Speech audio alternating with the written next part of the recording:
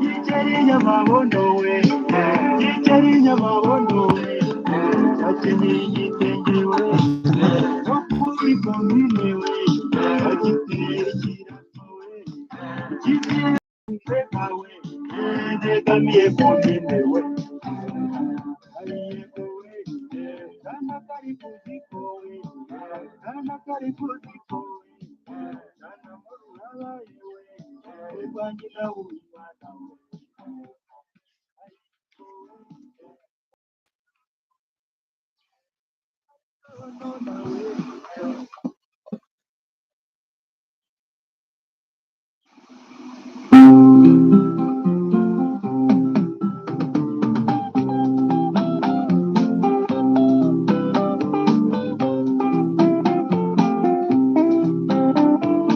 Iyumvire maze unega amatwi ibondo cyanjye, dore ubu ngubu maze gukura, reka nkwibwirire ibyo nkubwira aha ntuzabyibagirwe, bizagufasha mu buzima bwawe, kibondo uramenye cyo mwana wanjye, ngaho ntega amatwi, abantu b'isi turarushya.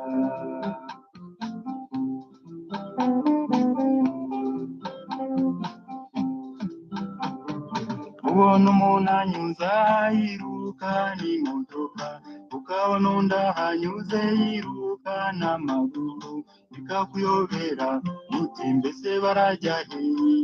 Bareke bagende, kibondo cyanjye uzabuhamenya, cyo mwana wanjye, ngaho tega amatwi, abantu b'isi turarushya.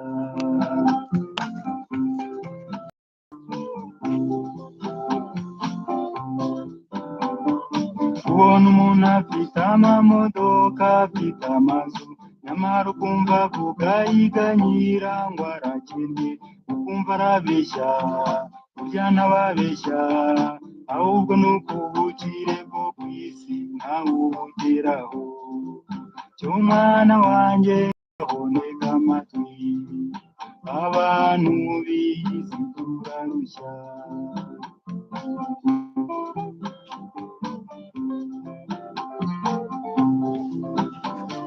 Kubona umugabo afite abagore batatu bane, nyamara akarenga akajya gusenyera mugenzi we, bakaba batanu cyangwa se barindwi.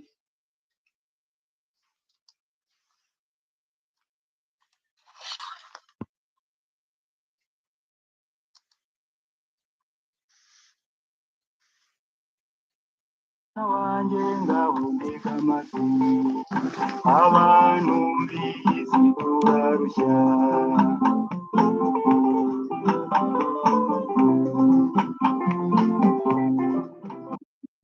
Iyo wumva ngo kanaka azirana na mugenzi we, ntibaba babuze icyo bapfa, nyamara cyoroheje, ntukabyivangemo, unyure iruhande, urwango rw'iyi si, kibondo cyanjye ntiwabishobora, cyo mwana wanjye, ngaho ntega